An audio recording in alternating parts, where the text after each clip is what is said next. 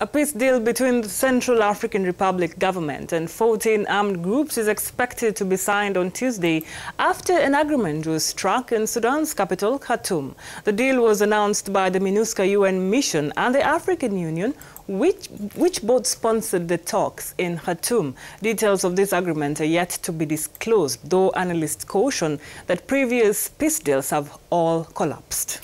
C'est exact, Lynette. La mesure est donc de... The measure is necessary because the Central African Republic, at war since 2013, has had no less than 7 peace agreements in 5 years, none of which have led to the return of stability. This new agreement, negotiated under the aegis of the African Union and the UN, emerged from the famous Khartoum dialogue, which was nevertheless intended to be more ambitious than the previous ones. It has also brought together the main rebel movements that occupy entire regions. The spokesman for Sudanese Foreign Minister Babiki al-Siddiq said on Sunday that the presidents of the Central African Republic, Faustin Archange Touadéra, will attend a ceremony to sign the peace treaty with 14 armed groups that are operating in the country on February 6. In his Sunday statement, Babiki, however, remained silent on the reasons why the ceremony, originally scheduled for February 3, could not take place. On Saturday, the African Union Commissioner for Peace and Security, Ismail Shegei, said some details remains to be settled, perhaps on the issue of amnesty for those responsible for crimes and abuses that had led to a suspension of negotiations on Thursday. Despite Western pressure, Bangui has always refused to pardon warlords, many of whom are subject to UN sanctions or are cited in UN reports for human rights violations. For years, armed groups have been fighting for control of mineral resources such as gold and uranium. They have regularly opposed the approximately 12,000 soldiers and police officers of the UN mission in the Central African Republic who are fruitlessly trying to prevent violence.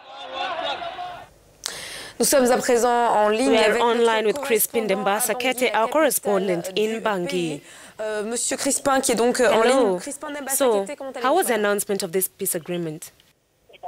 Ça va très bien, et vous-même? Ça va, merci. Alors, Crispin, comment a été reçu? Could you just tell us exactly how the announcement of this peace agreement reached on Saturday between the government and the 14 rebel groups in dialogue in Khartoum, Sudan, was received?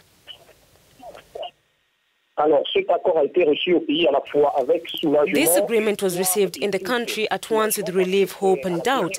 Relief because it was at the last minute that negotiators agreed as the population began to get impatient. It must be said that the discussions lasted longer than at the time initially planned, that is 1 week. And here we were beginning to fear that there would be no agreement at all.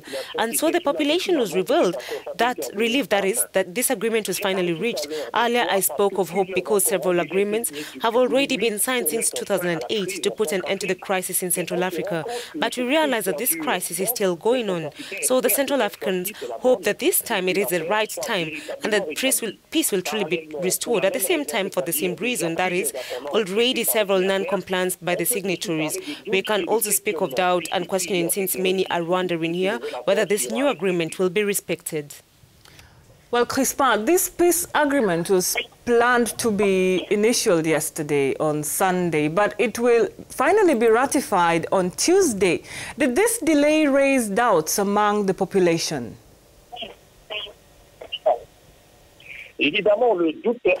Obviously, there is still some doubt, and as I have just said, the population is wondering about the good faith of the parties involved in the negotiations. And we see that each time the deadlines are pushed back and things take longer than expected, this raises doubts among the public. But whether it is on the side of the government or the armed groups, we will not fail to make statements from Khartoum and Bangui to reassure the population about the willingness of the negotiators to move permanently towards peace. Merci beaucoup, Crispin, pour toutes ces précisions. Thank you, Crispin, for all these clarifications. Crispin Dembassa Kete is our Africanews correspondent based in Bangui, in the Central African Republic. Crispin Dembassa Kete, correspondent d'Africanews. So we will wait on Tuesday to wait for the announcement. Well, you're still watching The Morning Call right here on Africanews. For more of these and other stories, head to our website, www.africanews.com. Still to come in the program, exploring the role of ancestors and spirits in daily life is integral to Setembile Mzesani's work. She may not be a spiritual medium in the usual sense of the word, but her encounters with her own ancestors, whether in dreams or in her daily life, inform much of her work. And celebrations in Qatar after winning their first major football title by beating four-time champion Japan in the Asian Cup final. An unexpected win for the team, but we'll be giving you all this shortly after the break.